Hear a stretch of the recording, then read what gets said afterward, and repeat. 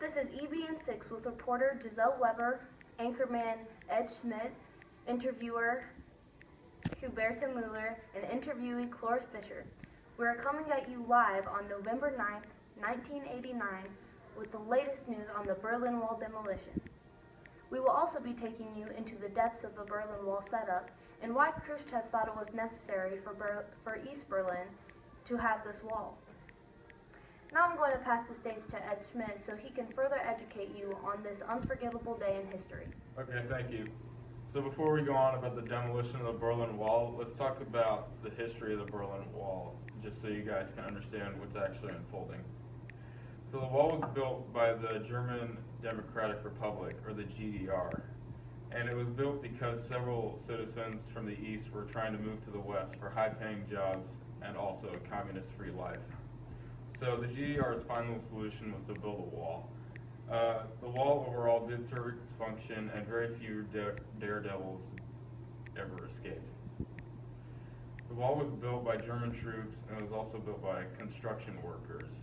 And the wall used to be made primarily out of barbed wire, but they discontinued that and created a new wall. And once the new and improved Berlin Wall was created, it was 4 meters high and 107 kilometers long. The wall was guarded by working-class soldiers, and their orders were to kill anyone in their sight that was trying to escape. The demolition of the wall was encouraged by many, including the former U.S. President Ronald Reagan. Right now, communist countries are beginning to fall apart because of the wall coming down, seemingly. All right, let's go to Giselle Weber, who is currently at the wall live. Giselle? Thanks, Ed. Here I am live at the demolition of the Berlin Wall. The East German communist rulers gave permission for the gates to be opened because there was mass protesters. West Berliners celebrated as civilians from the east flooded through the now open gates. The wall stood 12 feet tall, it was 6 feet wide at the bottom, and 4 feet wide at the very top. The wall itself was made out of reinforced concrete and barbed wire, making it over 5,000 pounds. Over 100 people have been shot trying to cross over by hot air balloon tunnels and trying to squeeze through as the wall was being built. When the news got out on November 9, 1989, civilians from West Germany came over with picks and hammers, tearing down the iron curtain that once separated friends and family. All that is left now are the ruins of the symbol of the Cold War.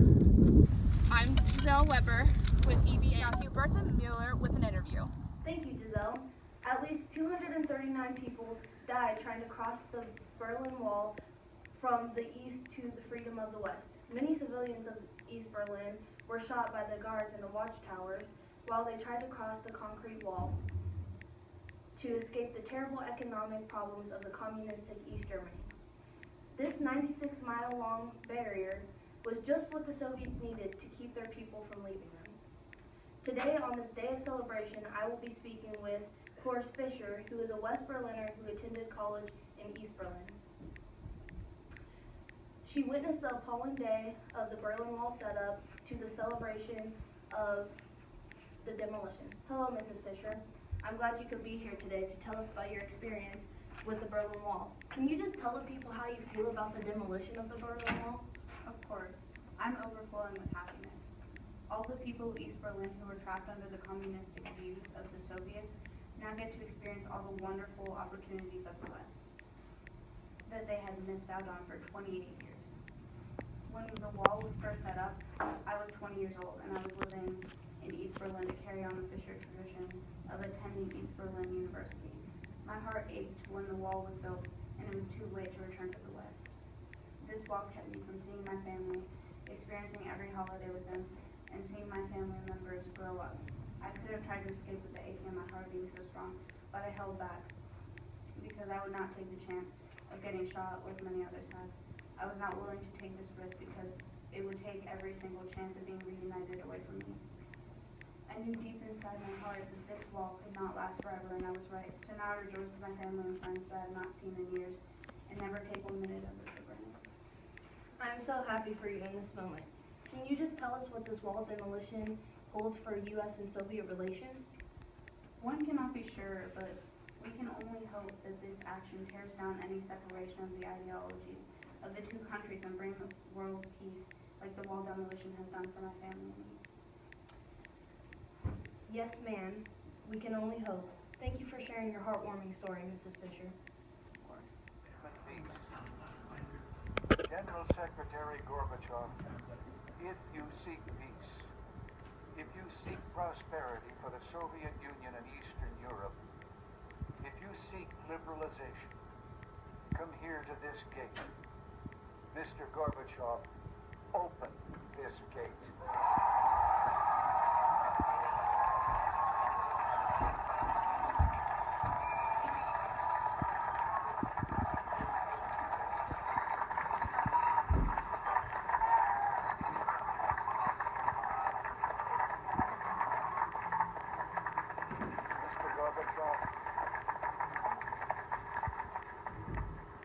Mr. Gorbachev, tear down this wall.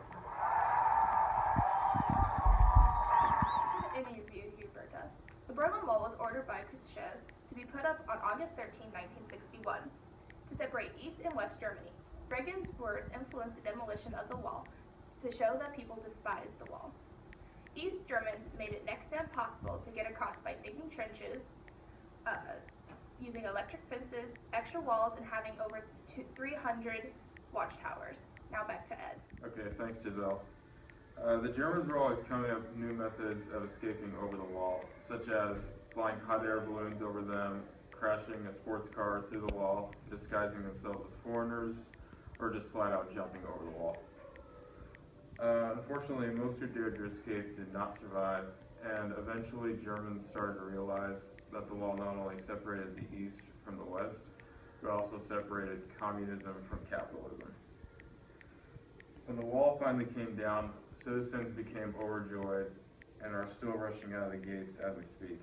Everyone in the U.S. are spreading a sense of joy among themselves and are speaking of a better economy and a stronger government for Germany. Also, something to be happy about, the U.S. is donating to the USSR $4.5 billion because the USSR. Also, something to be happy about, even though the USSR is currently dissolved, President Bush is donating $4.5 billion to Russia in order to restore economic welfare.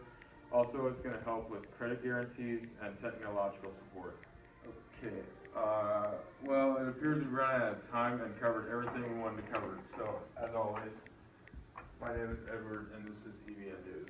Also, don't go away. We'll be here tomorrow.